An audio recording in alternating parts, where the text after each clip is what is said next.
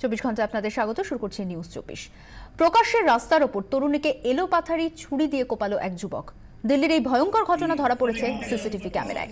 দেখতে পাচ্ছেন সেই ছবি আপনারা। বাইকে এসে বছর 21-এর ওই তরুণীর ওপর আচমকাই হামলা চালায় এই যুবক। প্রথমেই এসে কোপ মারে তরুণীর ঘাড়ে এবং যেই মুহূর্তে সেই তরুণী রক্তাক্ত অবস্থায় লুটিয়ে পড়ে তারপরে তার উপর উপর্যুপরি হামলা চালায় সে। এলোপাথারি ছুরি চালিয়ে যায়। তরুণীর দেহে প্রায় 30টি আঘাতের চিহ্ন রয়েছে। হাসপাতালে তাকে নিয়ে গেলে চিকিৎসকেরা মৃত বলে ঘোষণা করেন।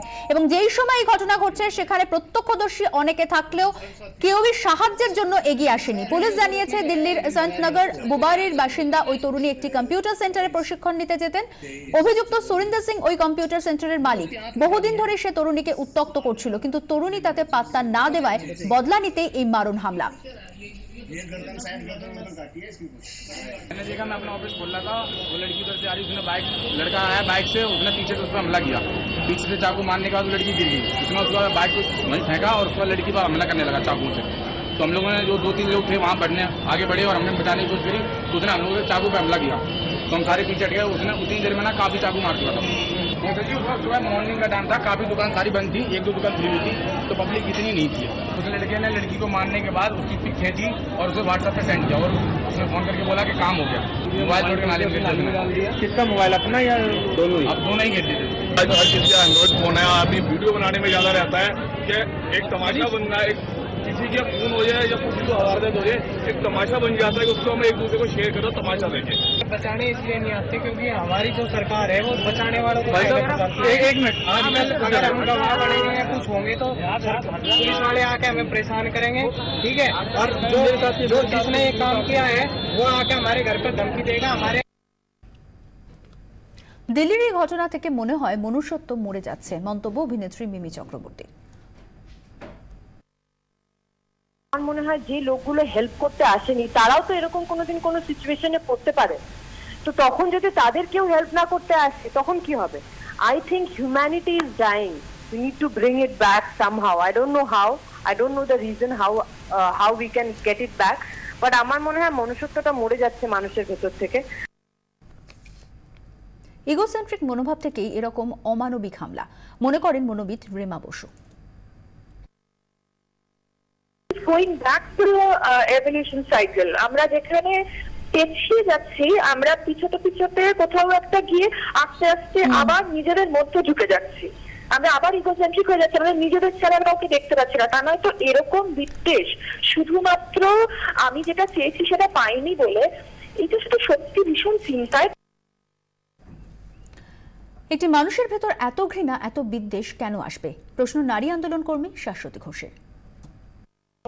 এইরকম আঘাত করে তারা জানে যে যে সময়টা যাচ্ছে তাতে সে ধরা পড়তেই পারে, এবং সেক্ষেত্রে তার নিজের ভবিষ্যতের চিন্তা কিন্তু তার নেই। তার ভেতরে এতটাই গভীর বিদ্বেষ, গভীর ঘৃণা, এটা এখন এটাই তো চিন্তার যে কেন একটা মানুষের ভিতর এতটা ঘৃণা থাকবে, এতটা বিদ্বেষ থাকবে।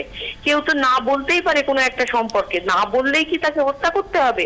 এটা আমাদের কোথাও চিন্তায় ফেলে দিচ্ছে যে এই দখলদারির মনোভাব, এটা নিয়ে আমরা কোথায় যাব এখান থেকে। চারপাশের লোকজন নীরবে দাঁড়িয়ে না দেখে সক্রিয়ভাবে বাধা দেওয়ার চেষ্টা করলে হয়তো বাঁচানো যেত ওই তরুণীকে, এমনই মনে করেন চিত্র পরিচালক সুদেষ্ণা রায়।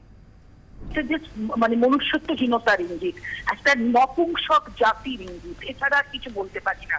কারণ একটা মেয়েকে হোক বা ছেলেকে হোক, যাকে করছে সেখানে যদি কেউ না প্রতিবাদ করে, কেউ যদি এগিয়ে না আসে, 4-5 জন মিলে এগিয়ে এলেই তো কিছু হতে পারে, মানে ওকে সেভ করা যেত। এটা জাস্ট দেখাচ্ছে যে আমাদের জাতি একেবারে শেষ হয়ে যাচ্ছে। চোখ রাখবো অন্য খবরে। ফের আদালতে ভৎসনার মুখে পুলিশ। একটি তোলাবাজি এবং শ্লীলতাহানির মামলায় পুলিশের ভূমিকায় আদালতে তোপের মুখে উত্তর 24 পরগনার পুলিশ সুপার।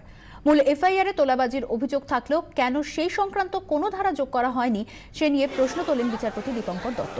অভিযোগকারী কলেজ ছাত্রী মধ্যমগ্রামের চণ্ডীতলার বাসিন্দা।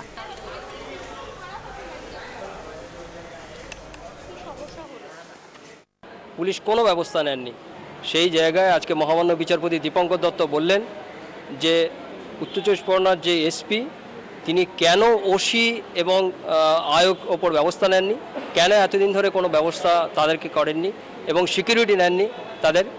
দিনের পর দিন সে একই অত্যাচার চলে আসছে। এসপির রিপোর্ট সহ মঙ্গলবার, পরবর্তী মঙ্গলবারে মামলাটি থাকবে। এবং এই ঘটনায় ভৎসনার পরে তড়িঘড়ি পুলিশ পোস্টিং করা হয় ওই তরুণীর বাড়িতে। কেন মধ্যমগ্রাম থানার ওসি এবং তদন্তকারী অফিসারের বিরুদ্ধে ব্যবস্থা নেওয়া হবে না তার ব্যাখ্যাও চাওয়া হয়েছিল পুলিশ সুপারের কাছে, এবং যেরকম জানা যাচ্ছে যে এর পরেই তড়িঘড়ি পুলিশ পোস্টিং এর ব্যবস্থা করা হয়। টেলিফোনে আমাদের সঙ্গে রয়েছেন আমাদের প্রতিনিধি দীপঙ্কর, কি জানা যাচ্ছে?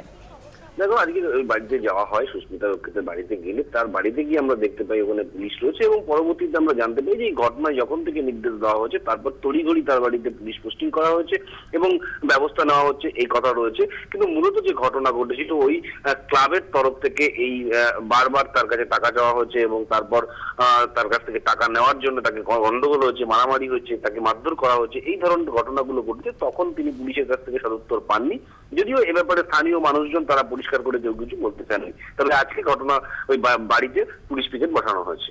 অর্পিতা, ধন্যবাদ দীপঙ্কর।